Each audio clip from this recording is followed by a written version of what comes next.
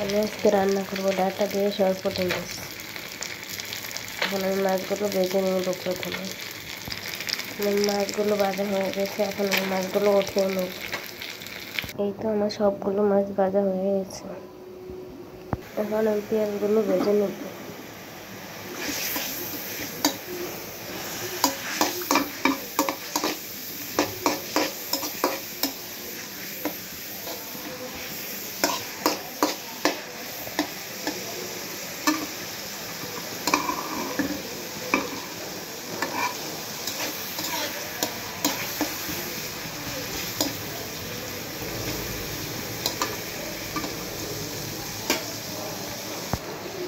এখানে আমি অল্প পরিমাণ বাটা মশলা দিয়ে দিলাম। বাটা মশলাটা আমি খুবই অল্প ব্যবহার করি।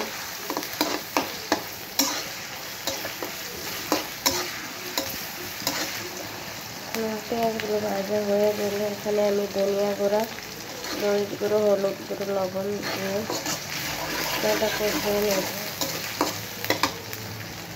আমার পেঁয়াজগুলো ভাজা হয়ে গেছে, এখন আমি দিয়ে দেবো এখানে হলুদ গুঁড়ো, মরিচ, লবণ, ধনিয়া এবং কিছুটা পরিমাণ কাঁচা মরিচ।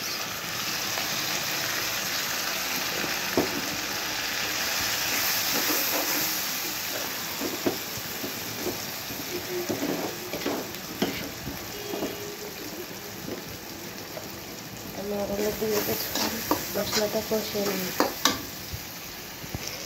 এখানে মশলাটা প্রায় কষানো হয়ে এসেছে। এখন আমি এর মধ্যে দিয়ে দেবো ডাঁটাগুলো। ডাঁটা বা ড্যাংরা আপনারা যেটাই বলেন, অনেকে ডাঁটা বলে, অনেকে ড্যাংরা বলে। আমার ডাঁটাগুলো আজকে খুবই ভালো, হালকা পাক দিতে দেখুন কীভাবে গলে গেছে ডাঁটা। আমি ডাঁটাগুলো এখানে দিয়ে দিলাম। কিছুক্ষণ নেড়ে চেড়ে এগুলো কষিয়ে নিই।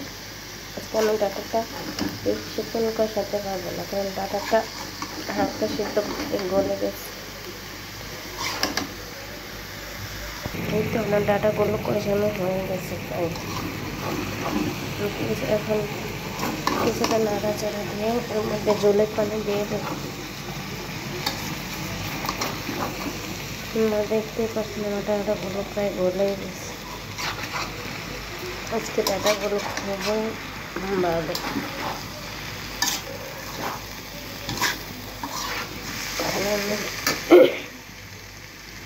কিছুটা জলের পানি দিয়ে দিলাম।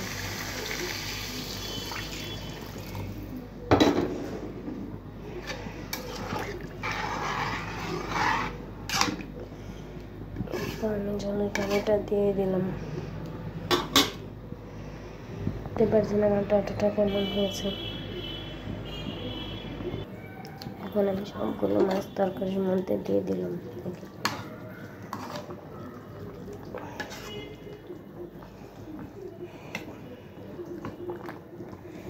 দেখুন আমার তরকারিটা কেমন হয়েছে।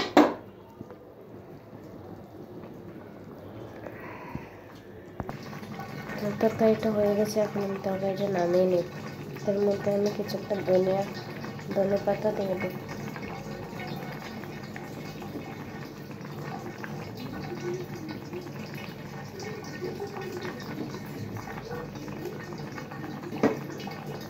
ধনে পাতা দিয়ে আমি তরকারিটা নামিয়ে নেব। আমার তরকারিটা কেমন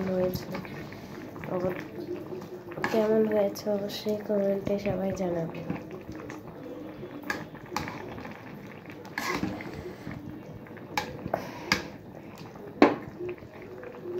দেখতেই পাচ্ছেন আমার তরকারির কালারটা কেমন হয়েছে।